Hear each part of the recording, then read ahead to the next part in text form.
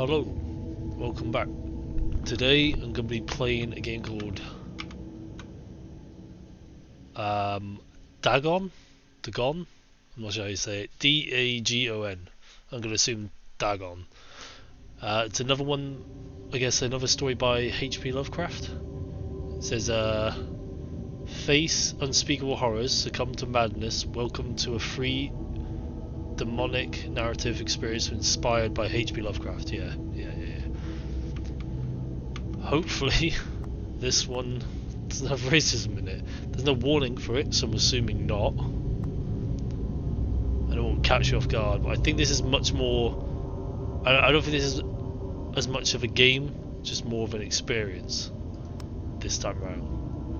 It's got a faithful interactive adaptation of H.P. Lovecraft's work, focused on story and atmosphere. You will not find difficult choices, action consequences, sequences. Jesus Christ. Am I ever going to be able to read? Or inventory management here, and movement is limited to progressing through locations along with the plot. Okay. By the way, I can read. I know these videos make it seem like I can't. It's just I'm not used to being on camera, and I'm focusing too much that I'm on camera and being recorded, so I keep fucking up reading. Over time I'll probably get used to it, then it'll be fine. I am writing this under an appreciable mental loud. strain, since by tonight I shall be no more. I'm sorry, I have to read that because I didn't hear what he said. It was way too loud. Holy crap, man. I must have knocked that up at some point. I'm writing this under an appreciable mental strain, since by tonight I shall be no more. So that's what he said. Oh, am I supposed to do something? During the game you will encounter interactive elements. Some of them will allow you to continue your journey, others reveal interesting facts about the original short story, its historical background and the author. Okay. Some of the trivia is hidden. In order to find these secrets, focus your eyes. Oh, am I supposed to be using a controller? Oh no, that's a mouse. In order to find these secrets, focus your eyes and look for the elder sign. It's like a branch. Okay. You can also access all the found facts later. They will be available in the main menu. Interesting. Okay, comfort. Oh, I can't walk. Can I turn the sensitivity up? That's surprisingly really low. Let's try 120-ish. Save and exit. A little better. Why doesn't it go all... Oh, it doesn't go all the way, that's why. Uh-oh. Goddamn sneezing. So I can't turn all the way. Can I move? Nope. Penniless, and at the end of my supply of the drug which alone makes life endurable, I can bear the torture no longer, and shall cast myself from this garret window into the squalid street below. Nah, man. Don't give up. What? Do not think from my slavery to morphine that I am a weakling or a degenerate. Okay. I like this guy's voice. It's good. When you have read these hastily scrawled pages, you may guess, though never fully realize, why it is that I must have forgetfulness or death. Seems a bit extreme, no? Oh! Morphine. Entered into use... Oh, okay, I see. In the 19th century and was routinely administered to treat severe pain during the American Civil War and World War I. It was also sold without restrictions until 1914. Morphine became more popular after the invention of the hypodermic syringe around 1854. Friedrich Saturna, oh no, who first isolated the substance, originally named it Morphium, after Morpheus, the Greek god associated with dreams. I already know this. At the time when Dagon was published, morphine abuse, known as soldier's disease, already posed a big problem in the United States. That's interesting. That bit I didn't know. The first bit I already did. From some TV show, I can't remember. Yeah, but that's going to continue. Is there anything else? No, I can't tell. I can only seem to move the camera. I can't actually It was move in around. one of the most open and least frequented parts of the broad Pacific that the packet of which I was supercargo fell a victim to the German sea raider. Bloody Germans. Oh. Can I move around now? Oh no. Still just the camera. What's that?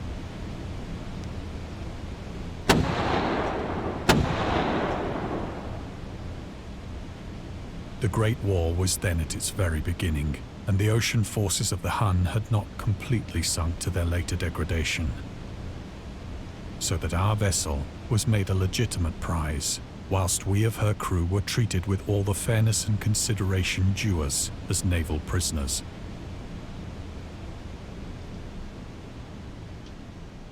Can I move? Nope. I don't think I'm gonna ever be able to walk. Oh. The Huns were Central Asian nomads who established a dominion in Europe and invaded the Roman Empire in the 5th century AD. They were known as brutal, deadly warriors and masters of quick raids who also developed powerful composite bows, lassos, and early siege weapons. During World War I, the British used the word Hun as a synonym for Germans in order to emphasize their brutality.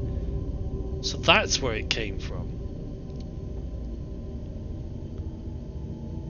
Okay, I didn't know that. However, the term originated when the German Emperor Wilhelm II gave a speech to his troops on the 27th of July 1900 before they embarked to China. Should you encounter the enemy, he will be defeated. No quarter will be given, prisoners will not be taken. Whoever falls into your hands is forfeited. Just as 1,000 years ago the Huns under their king Attila made a name for themselves, one that even today makes them seem mighty in history and legend, may the name German be affirmed by you in such a way in China that no Chinese will ever again dare to look cross-eyed at a German. The refusal to take prisoners was a clear breach of the laws and customs of war adopted during the First Hague Convention in 1899. Okay. I always wondered where that came So from. liberal, indeed, was the discipline of our Calling them captors Huns. that 5 days after we were taken, I managed to escape alone in a small boat with water and provisions for a good length of time. Let me get. Oh, I'm moving.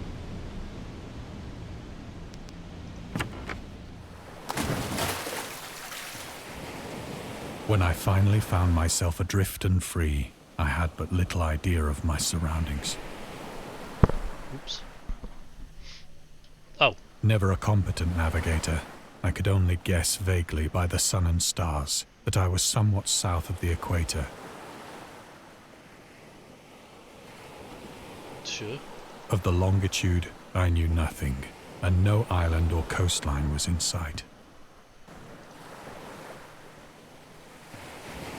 Am I looking for something? Oh. Anything you're gonna point out or say, do, other than that? Nope. The Oh. weather kept fair, Right. and for uncounted days I drifted aimlessly beneath the scorching sun, waiting either for some passing ship or to be cast on the shores of some habitable land. This game looks nice. I don't know if I should use the word game though. I'm literally only using the mouse, so I'm guessing But this is what neither it is ship throughout. nor land appeared, and I began to despair in my solitude upon the heaving vastness of unbroken blue. Oh, yeah, I keep getting a click. The change happened whilst I slept. Its details I shall never know, What? for my slumber, though troubled and dream-infested, was continuous. What the fuck? Can I can't move. What the fuck, man?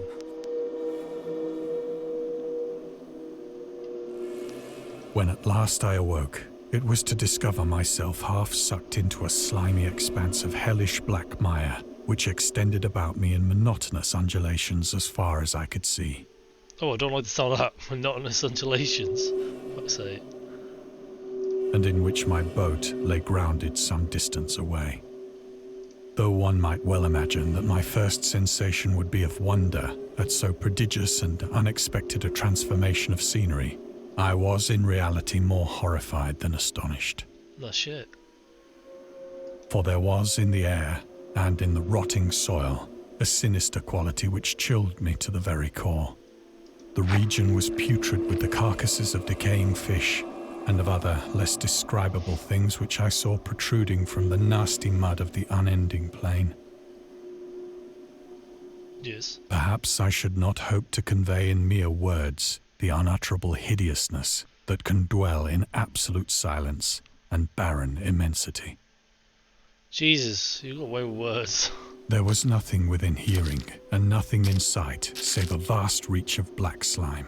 Yet the very completeness of the stillness and the homogeneity of the landscape oppressed me with a nauseating fear. The sun was blazing down from a sky which seemed to me almost black in its cloudless cruelty, as though reflecting the inky marsh beneath my feet. What the fuck? Oh. Anything else to see? I don't want to miss nothing.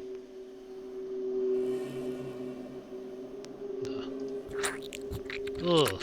Ugh. As I crawled into the stranded boat, I realized that only one theory could explain my position. What's that? Through some unprecedented volcanic upheaval, a portion of the ocean floor must have been thrown to the surface, exposing regions for which innumerable millions of years had lain hidden under unfathomable watery depths. So great was the extent of the new land which had risen beneath me that I could not detect the faintest noise of the surging ocean, straining my ears as I might. Nor were there any seafowl to prey upon the dead things. Sure.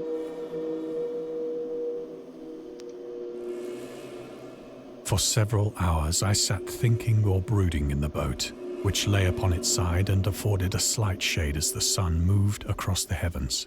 Oh shit. Oh, As the day progressed, the ground lost some of its stickiness and seemed likely to dry sufficiently for traveling purposes in a short time. That night I slept but little, and the next day I made for myself a pack containing food and water, preparatory to an overland journey in search of the vanished sea and possible rescue. the fuck? Oh. Grab your sack. On the third morning, I found the soil dry enough to walk upon with ease.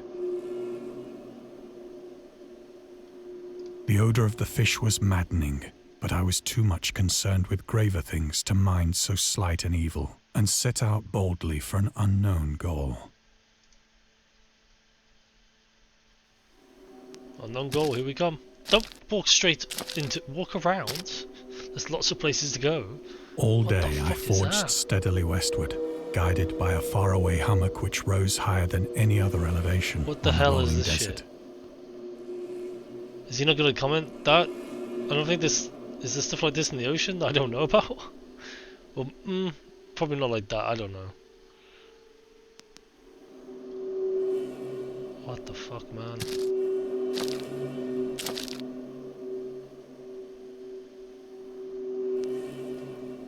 Oh. Hello. Poor fucker.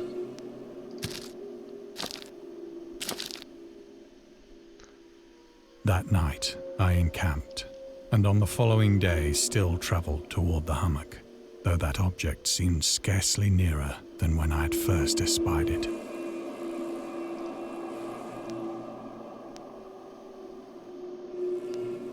Let's go.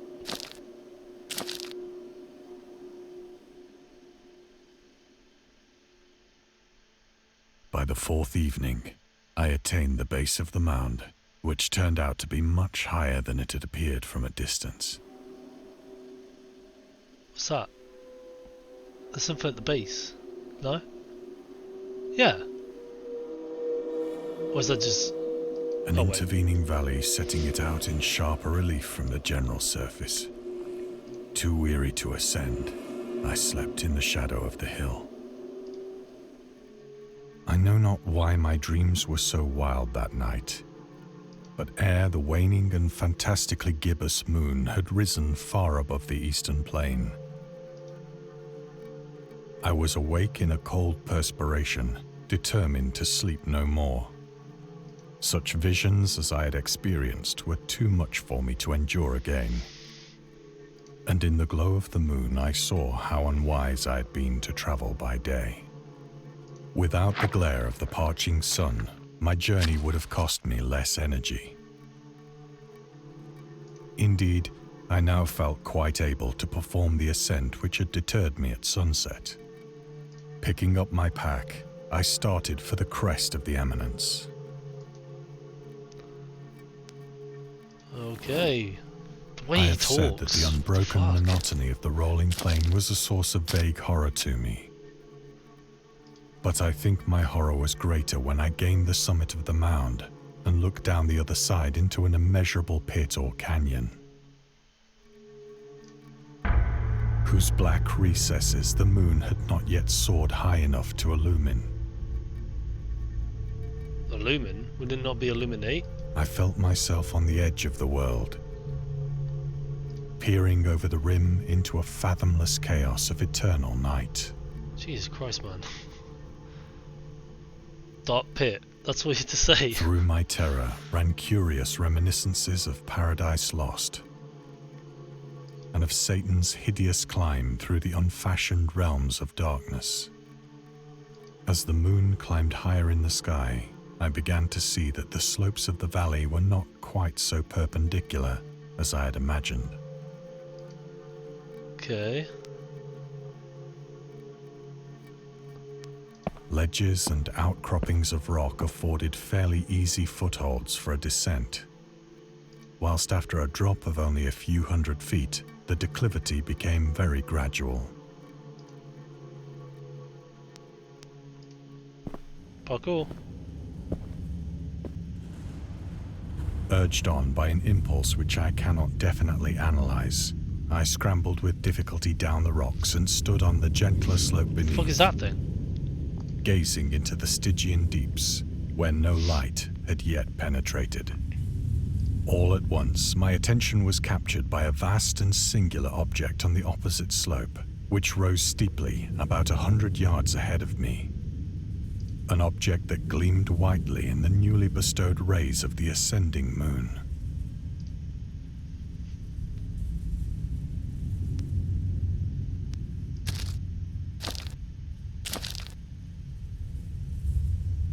That it was merely a gigantic piece of stone, I soon assured myself. Come on, man. But I was conscious of a distinct impression that its contour and position were not altogether the work of nature. You think? A closer scrutiny filled me with sensations I cannot express. I'm sure you'll find the words. Oh. The moon. For despite its enormous magnitude, and its position in an abyss which had yawned at the bottom of the sea since the world was young, I perceived beyond a doubt that the strange object was a well-shaped monolith, whose massive bulk had known the workmanship and perhaps the worship of living and thinking creatures.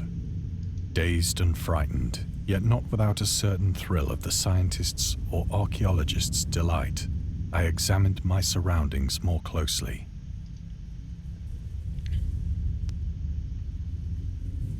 Oh, you mean literally just walk up to it, okay.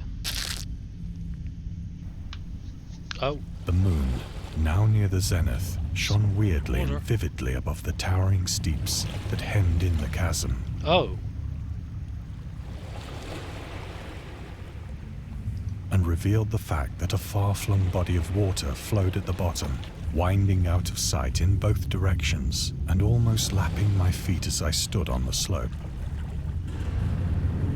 Across the chasm, the wavelets washed the base of the Cyclopean monolith, on whose surface I could now trace both inscriptions and crude sculptures.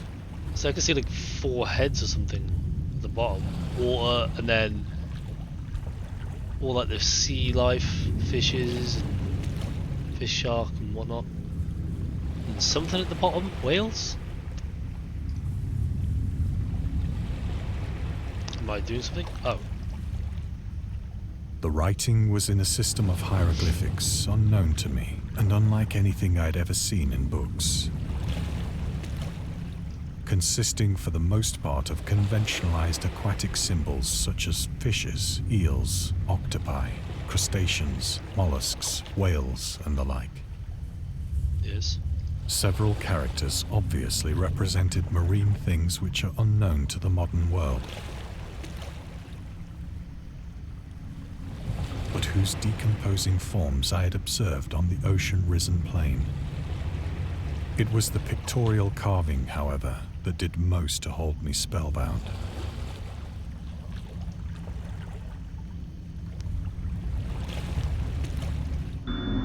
Storytelling. Dagon contains many themes and storytelling methods that Lovecraft developed in his later work, such as telling the story through carvings at the Mountains of Madness, the Nameless City. I'm assuming they're books of his. I need to start reading some of these books. Journals and characters notes. The Shadow Out of Time, The Haunter of the Dark. Lots of games do that. The better games do that, like flesh out the world. It's always good. Islands emerging from the ocean. The Call of Cthulhu. Or fictional beings and deities based on real events and mythologies. Migo in the Whispers in the Darkness. It's also considered the origin of the popular Cthulhu mythos. Some of Lovecraft's other stories also conclude in a manner similar to Dagon, but let's skip the details in order not to spoil the ending. Plainly visible across the intervening water, on account of their enormous size, were an array of bas-reliefs whose subjects would have excited the envy of a doré. I think that these things were supposed to depict men, at least a certain sort of men. Though the creatures were shown disporting like fishes in the waters of some marine grotto, or paying homage at some monolithic shrine which appeared to be under the waves as well. Of their faces and forms I dare not speak in detail. Because you can't see detail. For the mere remembrance makes me grow faint. Grotesque beyond the imagination of a Poe or a Boer. Oh, these are their faces. Well, that's some alien-looking motherfucker at the bottom. They were damnably human in general outline, despite webbed hands and feet, shockingly wide and flabby lips, glassy, bulging eyes, and other features less pleasant to recall. Curiously enough, they seem to have been chiseled badly out of proportion with their scenic background. For one of the creatures was shown in the act of killing a whale, represented as but little larger than himself. Well, how do you know they were that big? As I say, their grotesqueness and strange size, but in a moment decided that they were merely the imaginary gods of some primitive fishing or seafaring tribe. Some tribe whose last descendant had perished eras before the first ancestor of the Piltdown or Neanderthal man was born. The Piltdown? I've never heard that. Awestruck at this unexpected glimpse into a past beyond the conception of the most daring anthropologist, I stood musing whilst the moon cast queer reflections on the silent channel before me. Then, suddenly, I saw it. So what? Oh shit. With only a slight churning to mark its rise to the surface, the thing slid into view above the dark waters. Oh, what the loathsome, fuck? It darted like a stupendous monster of nightmares to the monolith, about which it flung its gigantic scaly arms, the while it bowed its hideous head and gave vent to certain measured sounds. It's praying. I was not expecting I that to actually happen. You think you went mad then, of my not frantic before? ascent of the slope and cliff, and of my delirious journey back to the stranded boat, I remember little.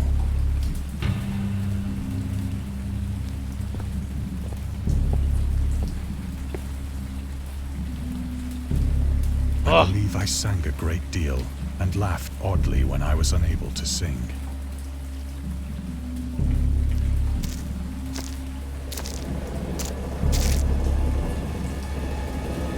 I have indistinct recollections of a great storm sometime after I reached the boat. Oh shit.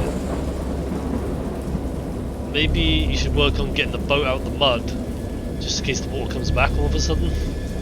At any rate, I know that I heard pearls of thunder and other tones which nature utters only in her wildest moods. I mean, if it was me, that's one of the things I'd do, dig it out, lay it flat. I mean, the water did just disappear like that, so maybe it comes When back I came like out that, of the shadows, you're fucked. I was in a San Francisco hospital. Oh, maybe not. Brought thither by the captain of the American ship which had picked up my boat in mid-ocean. In my delirium, I had said much, but found that my words had been given scant attention. Of any land upheaval in the Pacific, my rescuers knew nothing. Nor did I deem it necessary to insist upon a thing which I knew they could not believe. Lovecraft was a prominent figure in the world of amateur journalism. In 1915 he started publishing his own journal called The Conservative, which included political and social commentary, poetry, short stories and literary criticism written by him and other authors. Howard was a skilled... Howard? Oh, that's his fucking name. Obviously, Howard. H. I never knew what the HP stood for. Howard was a skilled wordsmith, but he also took criticism to heart, which resulted in his decision to step away from writing poetry and concentrate on weird fiction again. For the first time since his teenage years, Dagon, published in 1919, is one of the short stories written during that period. In this excerpt from The Conservative, the master of horror fiction explains his attitude towards warfare and the idea of world peace. Why any sane human being can believe in the possibility of universal peace is more than the Conservative can fathom. Should the entire civilized world agree simultaneously to disarm, one or more nations would undoubtedly retain secret armaments and at the proper time take advantage of their more altruistic and less astute contemporaries in a wild career of conquest against unarmed victims. No country is or ever can be above warfare. True. Until the basic impulses of the human animal shall have miraculously changed.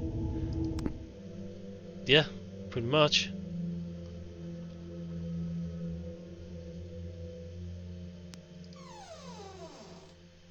Squeak! Once I sought out a celebrated ethnologist and amused him with peculiar questions regarding the ancient Philistine legend of Dagon, the fish god. Ah, so it is Dagon, not Dagon. I've been saying it wrong the whole fucking time. Dagon, god damn it, Dagon was the main deity of the Philistines, worshipped throughout the Middle East as the ancient god of fertility and crops. In Hebrew, the word Dagon, whatever, was a common noun for grain. Oh, okay. The rulers of Akkad, Mesopotamia, chose him as the patron saint of their war conquests. He also appeared as the judge of the dead in an Assyrian poem and an underworld prison warder in one of the Babylonian texts. He is often mistakenly taken for a fish god due to the wrong interpretation of his name, as in Hebrew the word dag means fish. In H.P. Lovecraft's work, Dagon, is an underwater deity ruling over the deep ones, a humanoid race with fish traits that resides in the oceans. He is worshipped by a secret cult called the Esoteric Order of Dagon.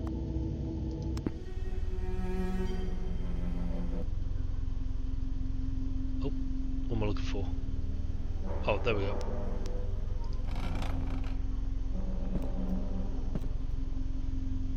But soon perceiving that he was hopelessly conventional, I did not press my inquiries.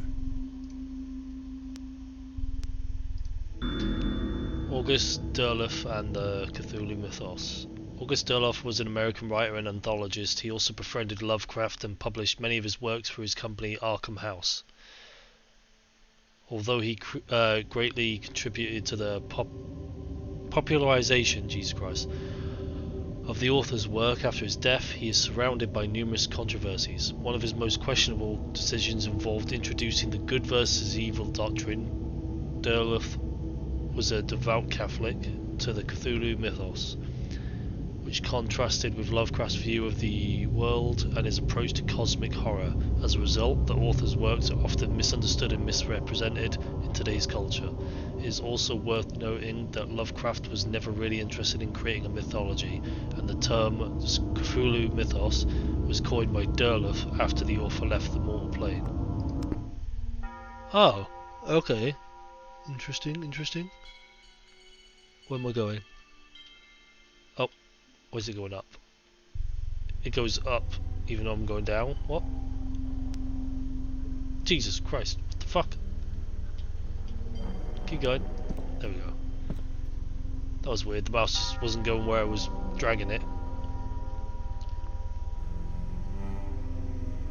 What are you looking at? Stop looking at me. Wait, why did I come over here then?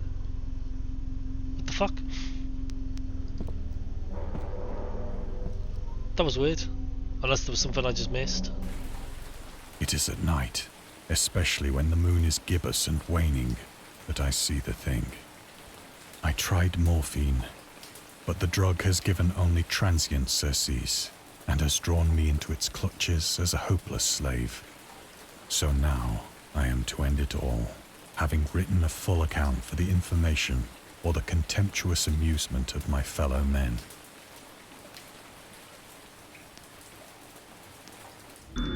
Lovecraft hated tobacco, even though he used to smoke when he was 12.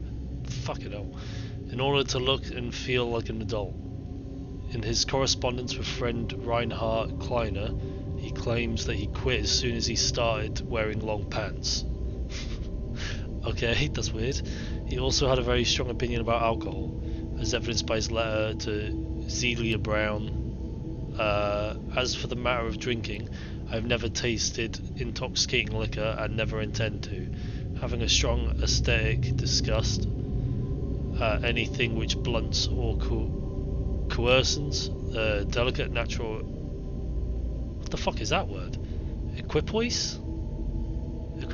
I'm assuming, I've never seen that word before. Equipoise of the evolved human intellect and imagination. I've probably got that wrong.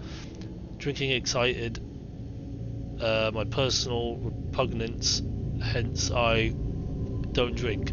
Let the herd do what they will. I am rather in favour of prohibition. The prohibition of any one antisocial force as well as any other. That's the source.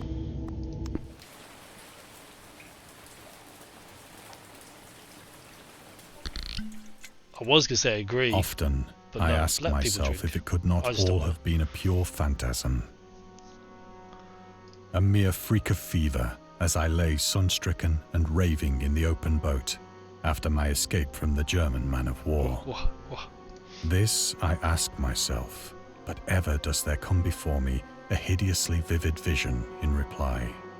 I cannot think of the deep sea without shuddering at the nameless things that may at this very moment be crawling and floundering on its slimy bed, worshipping their ancient stone idols and carving their own detestable likenesses on submarine obelisks of water-soaked granite.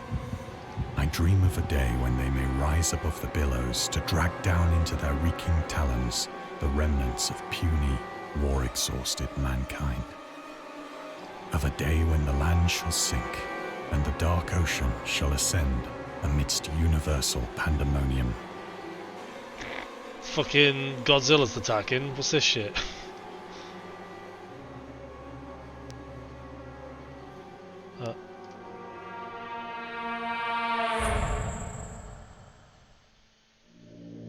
The end is near. Oh. I hear a noise at the door, as of some immense slippery body lumbering against it. Anything else before? I'm guessing it's about to end. It shall not find me. Oh, it will. Hello? God, that hand!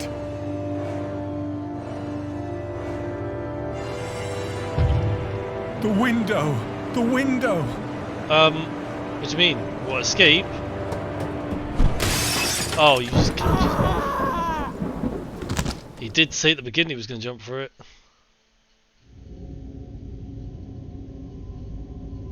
Oh, that's it. We hope you enjoyed immersing yourself in our little pool of cosmic horror. We would appreciate it if you took a moment to rate Dagon and check out our other games and DLCs. That was cool. Obviously, that wouldn't count as a game. It's more of an experience. I was literally no keyboard, nothing, just click, click, click. That was it. I still really liked that. I need to start reading these books. If this is the sort of stuff it is. Because this video might not be for everyone.